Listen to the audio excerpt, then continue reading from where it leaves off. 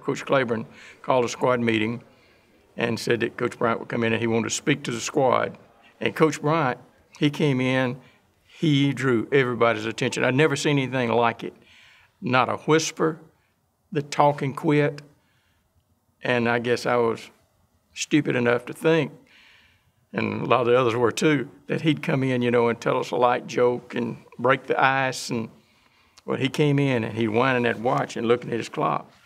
And 1 o'clock, he closed that door. I advise you, and you can take me at my word, to be in shape when spring practice starts. You've never been through something you're going to go through if you stay here. And if you stay here, you're going to play. If you don't, I don't want you. And he says, I'm going to build a football team. I don't know how long it'll take me, but I'm going to build one, and you can be with me or you can leave. When he left, we were stunned. Nobody knew what really to expect.